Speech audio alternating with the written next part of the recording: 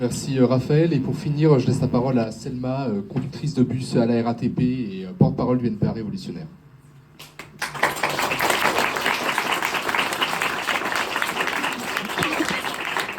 Bonsoir. Alors moi, je ne vais pas du tout vous parler de la Gen Z, je vais vous parler de gens beaucoup plus poussiéreux, comme Macron, Le Cornu, Bernard Arnault et compagnie. Mais avant, je voudrais avoir une pensée pour un journal en difficulté. C'est pas le Révolutionnaire, mais c'est le Gorafi, parce que vu l'actualité du moment, il va avoir du mal à concurrencer la réalité. Bon, pour commencer un peu par des banalités, parce que c'est quand même des banalités, on n'a pas eu de Premier ministre, carrément on n'a pas eu de gouvernement pendant plus de 3 semaines. Je ne sais pas si vous avez vu la ministre du 8e arrondissement de Paris à la télé qui a remercié les Français d'avoir payé pour sa garde-robe. Enfin voilà, bref, on est vraiment dans une certaine crise institutionnelle qui s'enfonce au fur et à mesure.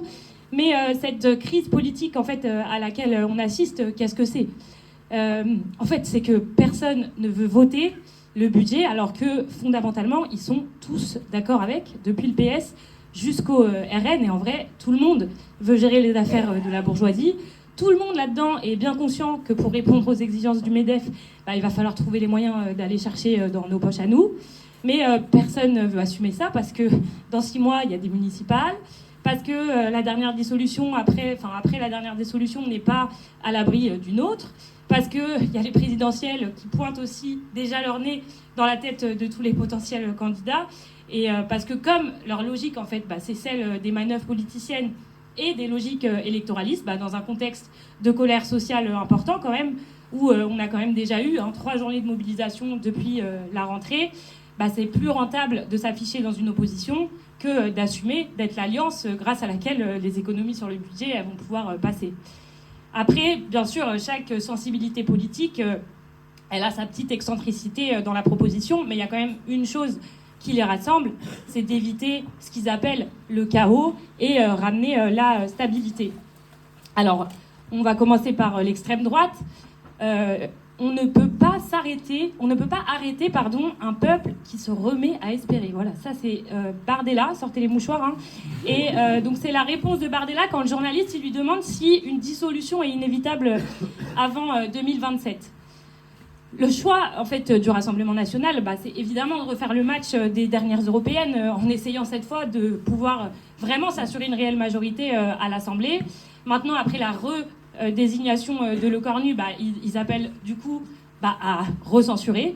Et par ce procédé, en fait, l'issue, elle ne peut pas être autre chose que ce à quoi on assiste déjà. Ça, c'est pour les manœuvres politiciennes, mais il y a des choses beaucoup plus importantes concernant l'extrême droite. Et il faut quand même prendre conscience du poids du discours du RN. Et ce poids-là, c'est pas forcément toujours sur l'ensemble du discours, mais justement, en fait, aujourd'hui, qui peut faire la différence entre le discours de Retailleau, qui était ministre de l'Intérieur de Macron depuis 1 an, ou de Darmanin, ou celui du RN. Et un exemple de ça, c'est quand même toute la pression qu'il y a sur, et le discours sur la soi-disant situation économique difficile, le poids de la dette, le fait qu'il va falloir faire des économies pour s'en sortir, et qu'il y a une pression mise en fait sur nous et accentuée, et c'est ce que disait le camarade, par toute la propagande nationaliste, militariste et va-t-en-guerre qu'on se mange dans la gueule en fait depuis plusieurs années maintenant, et dont oui, le camarade a parlé sur notamment les conséquences de la jeunesse, mais pas que. Et en fait, toute cette pression-là, tout ce chantage pour nous faire les poches, en fait, il rend crédible aussi une partie du discours raciste aussi de l'extrême droite qui divise, notamment sur le français d'abord. Et en fait, ce discours-là, il faut le démonter. Et par exemple, il faut le démonter sur la dette, en disant vraiment que cette dette, c'est pas la nôtre, parce qu'elle a été creusée déjà par les subventions du patronat, des subventions exceptionnelles, qui sont quand même assez régulières. Il y a eu les sauvetages des banques en 2008, les sauvetages des grands groupes capitalistes pendant le Covid, et puis en plus des subventions exceptionnelles, il y a les subventions quotidiennes en fait pour le patronat. Alors là, attention, je vais donner quelques chiffres qui sont tellement grands qu'on n'imagine pas tout ce qu'on pourrait faire avec, mais le Sénat, il dit c'était 211 milliards de données l'an dernier. Le Nouvel Obs, les journalistes du Nouvel Obs, ils disent 270 milliards par an sur les 10 dernières années. Et en comparaison de ça, le budget annuel de l'État, c'est environ 400 milliards. et l'ensemble des richesses produites, en une année, c'est 3 000 milliards. Bon, après, on va pas faire les malhonnêtes. Il n'y a pas que les subventions au patronat, il y a aussi les services publics. En tout cas, le service public de l'armement, ça c'est sûr. C'est un service public un peu spécial, vous me direz. C'est l'État qui achète des jouets pour enrichir les grands patrons comme Dassault et qui sert de ses engins de mort pour imposer son ordre impérialiste en Kanaki, en Afrique et peut-être même demain en Europe de l'Est et en Russie. Donc oui, on le dit, cette dette, c'est pas la nôtre. Et pourtant, chaque année, l'un des premiers postes de dépenses de l'État, c'est quoi ? C'est les intérêts de la dette. Et l'an dernier, par exemple, c'est 60 milliards que l'État il a filé à des banquiers, à des financiers, qui ne sont pas du remboursement. À ce stade-là, c'est une rente. Et pour la faire courte, mais c'est un peu loin d'être schématique, l'État, il se finance dans nos poches, dans les poches des travailleurs et des pauvres, essentiellement par la TVA, qui est quand même l'impôt le plus injuste. Et il refile ça en subvention au grand patronat pour qu'il licencie, en commande de matériel militaire à l'industrie de la mort et en rente aux banques. Alors comme on le dit sur nos affiches, c'est aux capitalistes de la payer cette dette. Et même dire ça, c'est gentil, en fait, c'est histoire de se faire comprendre, parce que la vérité, c'est qu'il n'y a aucune raison de rembourser cette dette. Alors évidemment qu'il faut l'effacer, cette dette contractée par les banques. Et comment ? C'est là tout le problème, et c'est là que ça commence, en fait, presque la discussion. Parce que rompre avec ça, ça veut dire rompre avec le système financier. Et en fait, ça veut dire rompre avec le capitalisme, et ça tombe bien parce que nous, au NPA Révolutionnaire, c'est notre programme.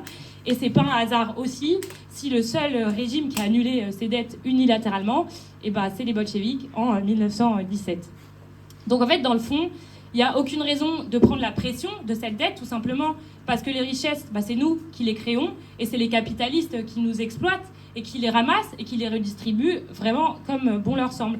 Et en fait, c'est ça que nous, il faut qu'on mette en avant, notamment, par exemple, quand on nous parle de la taxe Zuckman à 2%, en fait, on pourrait mettre au goût du jour, le taux d'exploitation, par exemple, qui est de près de 40% probablement aujourd'hui, d'après les chiffres officiels. En réalité, il est sûrement à un peu plus. Alors, c'est pas le plus simple à calculer, mais quand on voit les profits des grands patronats, je ressors pas les chiffres du CAC 40, etc.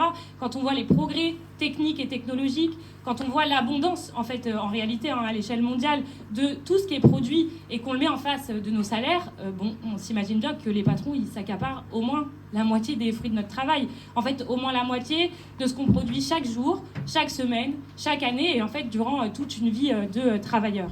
Donc c'est pas 2% qu'on va prendre, c'est pas des arrangements pour rémunérer les banques et rembourser leurs dettes qu'on va trouver. En fait, c'est tout système qu'on va renverser, et en tout cas, c'est ça, nous, qu'on cherche à faire. Et c'est ça qu'il faut qu'on mette en avant, parce que cette réalité-là, c'est ça aussi qui va contrer les divisions racistes aussi qui peuvent laisser à penser à nos collègues que le pays serait moins dans la merde, si tant est qu'on considère qu'il soit dans la merde, si on n'aidait pas les immigrés et les sans-papiers. Et en fait, quand on voit les choses comme ça, ça n'a plus aucun sens. D'abord, tous les travailleurs, ils cotisent, c'est une évidence, mais ça va quand même mieux en le disant. Et en plus, ce que ça permet, c'est qu'au travail, en fait, ce soit la dictature de la terreur. Et le règne patronal de la terreur, on le voit en ce moment aux États-Unis, sous Trump. Et en fait, si on regarde bien, sous Trump, il y a même moins d'expulsions que sous Obama. Mais le gouvernement de Trump, en fait, ce qu'il fait, c'est faire vivre un enfer aux immigrés. Et là, on l'a vu en Californie, bien sûr, tout le monde l'a vu avec l'armée qui a été déployée, mais aussi plus récemment, je ne sais pas si vous avez vu, en Géorgie, dans une usine de batterie de Hyundai LG, en fait, les services de l'immigration, ils sont venus chercher 475 travailleurs sud-coréens, gardés plusieurs jours en détention. Il y en a beaucoup qui ont été libérés, mais quand on vient chercher des travailleurs dans leur usine, mais le message, il ne peut pas être plus clair que ça.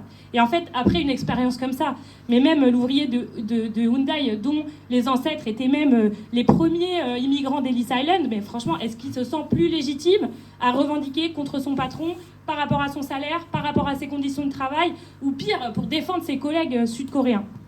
En fait, concrètement, c'est ça le racisme dans notre société, dans cette société. Et en réalité, c'est aussi ce que le RN défend quand il parle de civilisation, quand il nous dit qu'il faut être fier d'être français, quand il dit que c'est le premier parti ouvrier de France. Parce que le premier parti ouvrier de France, cet été, il est allé rencontrer le MEDEF. Et qu'est-ce qu'il a raconté au MEDEF ? le Bardella, c'était Bardella bien sûr, mais que bien sûr, il voulait travailler à la baisse des dépenses publiques, que évidemment, il va falloir faire diminuer les impôts sur la production, c'est-à-dire les charges patronales, et que même sur les retraites, il n'y a pas de tabou sur la retraite par capitalisation. Donc voilà, c'est ça le Rassemblement national. Bon, maintenant qu'on a parlé de l'extrême droite, il reste quand même un autre petit sujet, c'est la gauche. Bon, qui est divisée là en deux pôles après la grande unité du nouveau Front populaire, le mariage contre l'extrême droite. Bon, ils se sont redivisés suite à la première démission de Le Cornu. Je dis la première parce qu'on ne sait jamais ce qui peut se passer. Donc il y a deux pôles maintenant. Il y a le pôle PS, écolo et même le PC. Alors là, vous voyez un peu les hyènes dans un cimetière d'éléphants après que tout ait été bouffé. Bah, c'est ça, c'est eux. Ils proposent à ce gouvernement de merde, vraiment, de prendre une place de première ministre. Et en plus, ils se font totalement humilier avec la redésignation de Le Cornu. Et je ne sais pas si vous avez vu les images de leur tête, mais en sortant du rendez-vous avec Macron, enfin, ils avaient le seum total. Et si le caméraman il pouvait zoomer, je pense qu'on aurait vu des larmes sur leur visage, quoi. Bon. Mais en fait, même l'état de cette gauche institutionnelle, il en dit long quand même sur le contexte politique dans lequel on est et sur le poids des idées de l'extrême droite dont je parlais. Et je le dis, même si tout le monde sans doute, je pense, on n'a rien à voir avec ces gens, c'est nos ennemis. Et on le dit parce qu'on voit en fait à quel point cette gauche, elle est vomie dans le monde du travail et on l'entend partout. Au moins la droite, elle ment pas, quoi. Je veux dire, elle s'affiche, elle est pro-riche, pro-patron, anti-ouvrier. Mais la gauche, elle vous voit, elle trompe, elle renonce, elle enfonce. Donc nous, les révolutionnaires, on n'a rien à voir avec ces gens-là. Et ensuite, il y a l'autre pôle, c'est celui de la France insoumise. C'est pas du tout pareil, ils veulent des élections présidentielles. Ils disent Macron démission, ils veulent une nouvelle république, c'est une radicalité, mais institutionnelle quand même, faut pas déconner. Et là-dessus, en fait, on n'est juste pas sur le même terrain, et on va pas aller batailler leur mot d'ordre, parce que, et je le dis y compris pour discuter avec une partie de l'extrême gauche, parce que en fait, ce qu'on défend, c'est autre chose. On défend de la détruire, nous, cette démocratie bourgeoise, parce qu'elle est là que pour cacher quoi ? La dictature du capital. Et Mélenchon, après la démission de Le Cornu, il a quand même essayé de le réunir, ce NFP, donc les hyènes dont on parlait tout à l'heure. Et au passage, on le regrette, mais bon, Besancenot et le NPAA, ils ont un peu pleuré de ne pas avoir été invités, alors que quand même, ils sont dans le NFP, si jamais on l'avait oublié. Et donc, on le redit, le front le plus large à gauche, en fait, il se fait forcément sur les bases les plus à droite. Donc, en fait, sur les bases du PS, et on en a la preuve avec le NFP, mais en fait, on en a la preuve aussi, si on regarde un petit peu à l'international, avec Podemos et Sanchez en Espagne, avec l'appui de Die Linke au SPD dans certaines régions en Allemagne, ou par le soutien sans faille de Sanders à Biden aux États-Unis. Biden, on le rappelle, le génocidaire quand même des Palestiniens. Bon, est-ce qu'après tout ça, c'est vraiment si abusé de dire que la gauche, c'est jusqu'à la France insoumise des faux amis ? Mais en fait, nous, on le dit, et il faut le dire, parce que les désillusions de la gauche, c'est la montée de la résignation, c'est la baisse de la combativité, et c'est aussi la montée de l'extrême droite en dernière analyse. Et c'est pour ça que c'est important pour nous, les révolutionnaires, de faire tomber les masques.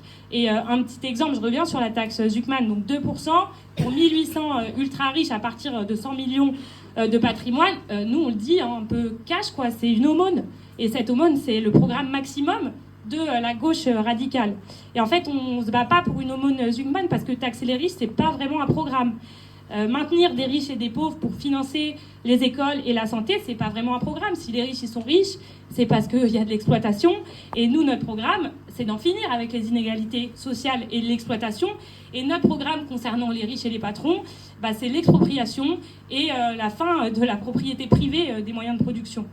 Et en fait, on le dit aussi cash, même vis-à-vis de cette gauche, parce qu'il y a un enjeu à faire tomber les masques. Et du coup, un seul exemple de ça, pendant la pandémie, tous les partis de gauche, y compris le PC et la France insoumise, ils ont voté, ce que je disais tout à l'heure, les 350 milliards de subventions pour le patronat français, pendant que les soignants ils exerçaient avec des sacs poubelles et du matériel Décathlon, pendant que les jeunes ils faisaient la queue devant le Crous et les Restos du Cœur, eux ils votaient les 350 milliards de subventions.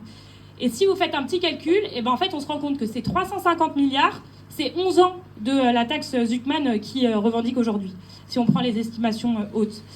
Donc oui, c'est des faux amis, et même la France insoumise, ils veulent éviter le chaos. Mais nous, en fait, on n'a pas peur de l'instabilité. Enfin, je veux dire, la stabilité, c'est quoi ? C'est la stabilité de cet ordre capitaliste.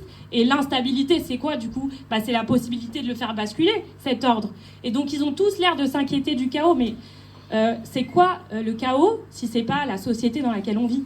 Si c'est pas le génocide, si c'est pas les guerres partout dans le monde, si c'est pas des régions entières qui sont à feu et à sang, si c'est pas des catastrophes écologiques, des risques nucléaires, la misère et la pauvreté qui s'intensifient pour une partie de la population, des centaines de milliers de morts dans les mers et océans, enfin, c'est quoi exactement si c'est pas ça, le chaos dont ils ont peur, si c'est pas celui où peut-être on prend nous, les travailleurs et les travailleuses, nos affaires en main. Et tout à l'heure, je disais une crise politique à laquelle on assiste. Pourquoi je dis une crise politique à laquelle on assiste ? Parce que pour l'instant, la crise politique, elle est par en haut. Imaginez le mec, il n'a pas la télé, il n'a pas la radio, il ne regarde pas les infos, il n'est pas au courant de ce qui se passe dans les institutions. Il y a quoi qui a changé pour lui ?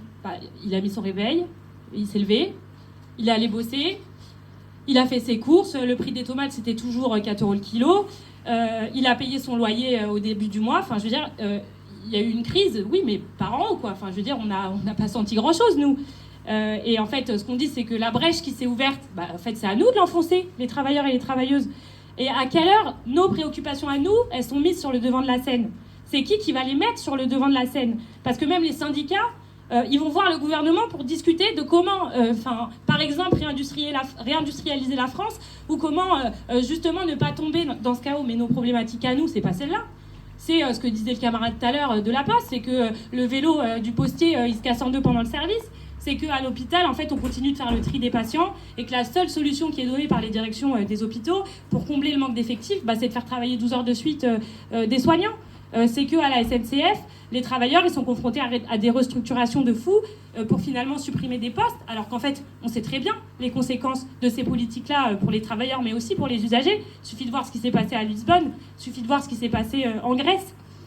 Dans l'automobile, comme à Stellantis, les problématiques, c'est quoi ? C'est que les ouvriers, ils sont en train de se battre contre la fermeture de leur usine et pour leur dignité aussi. Parce qu'après des années de boulot, c'est toute une vie sociale, en fait, qui risque d'être détruite. C'est des familles derrière qui sont concernées.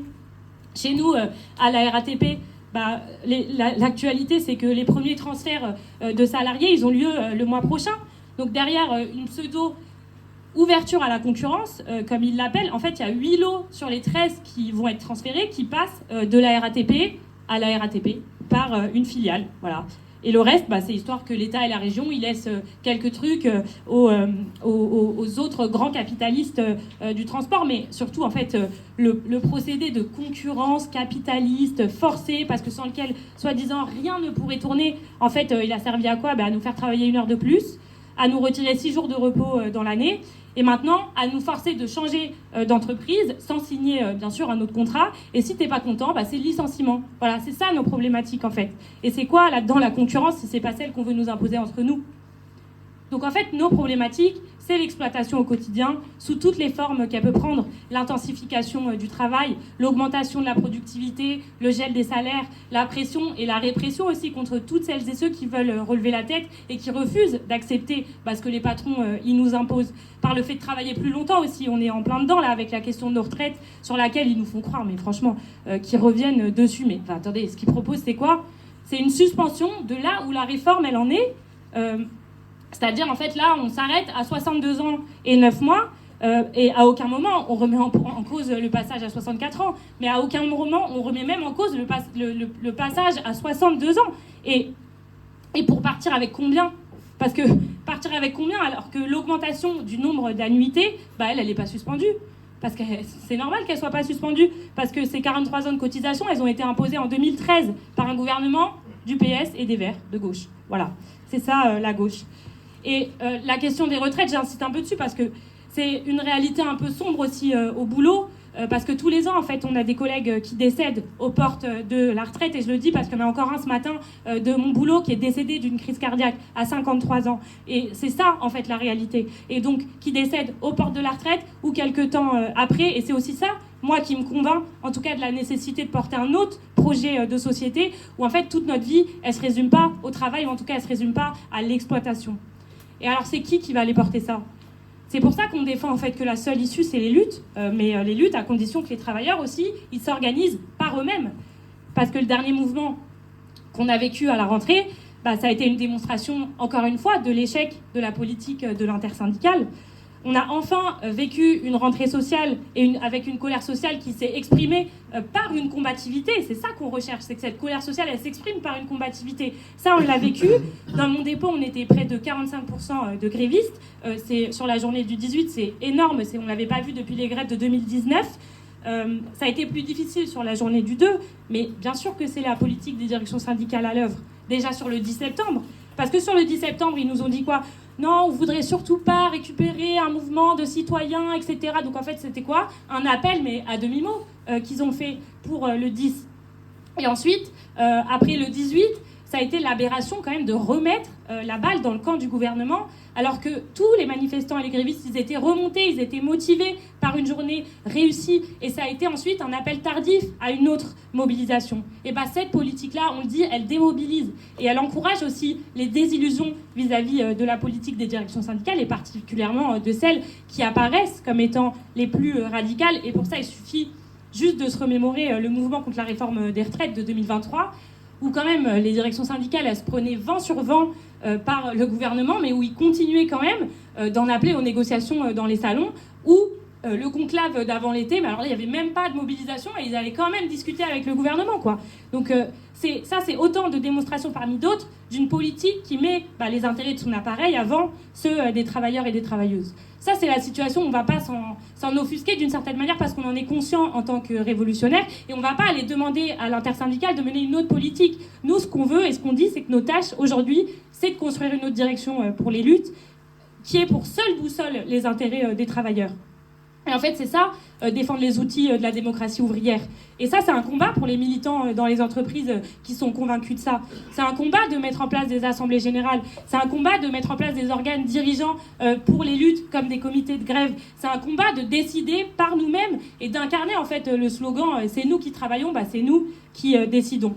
En fait, c'est un combat de construire une autre force qui assume que c'est pas par les institutions que ça va se passer, et qui assume que, je le dis souvent, mais il n'y a pas de raccourci, en fait, dans la situation. Là, c'est clair, je pense que c'est eux ou nous, c'est le pouvoir des travailleurs ou celui de la bourgeoisie. Et s'ils n'arrivent pas à diriger, mais nous, on peut le faire. Et nous, on a confiance en la capacité de notre classe pour décider, pour travailler et produire tous et toutes, comme on dit, à chacun selon ses capacités et de chacun selon ses besoins. Et en fait, c'est ça l'organisation qu'on construit, le NPA révolutionnaire, avec des grandes idées qui se réclament du trotskisme, de la révolution prolétarienne, du renversement de ce système, du communisme, de l'internationalisme, mais aussi une organisation de militants qui sont capables aujourd'hui de prendre tous les sujets par les cornes et de proposer de s'organiser pour y répondre. Dans les facs, dans les boîtes, mais même dans les quartiers, face à la police, dans les écoles, en tant qu'usagers, et donc aussi en tant que travailleurs qui utilisent tous les services utiles à la population, qu'ils soient publics ou privatisés. Alors, l'une des prochaines occasions qu'on va avoir pour développer ça, ça va être, les élections municipales, parce que je l'ai assez dit, je pense qu'on n'a pas d'illusion dans les institutions, mais on n'est pas non plus imperméable au système dans lequel on vit. On ne va pas aller élever des lamas en Patagonie, même si on n'insulte ni les éleveurs de lamas, ni la Patagonie.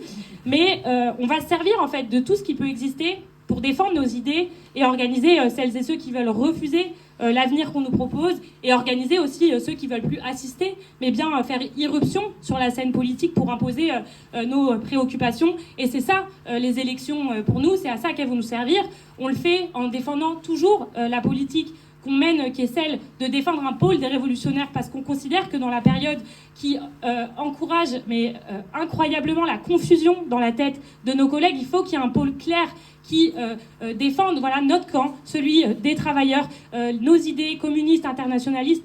C'est pour ça qu'on a fait la proposition aux municipales de les faire avec Lutte ouvrière, et on continuera cette proposition-là, et pas que dans les élections, y compris dans les manifestations, y compris de discuter ensemble dans les luttes de ce qu'on peut mener ensemble. Voilà, ça c'est important pour nous, et je vais pas faire beaucoup plus longtemps, mais je vois qu'il y a beaucoup de jeunes dans la salle, et c'est vraiment tant mieux.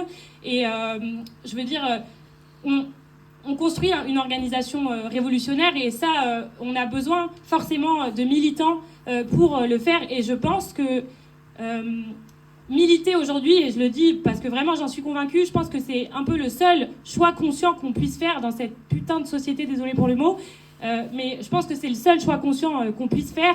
Et vraiment, j'invite tous les jeunes ici à se poser vraiment ce problème-là et à nous rejoindre si vous êtes convaincus aussi de ça. Voilà, merci.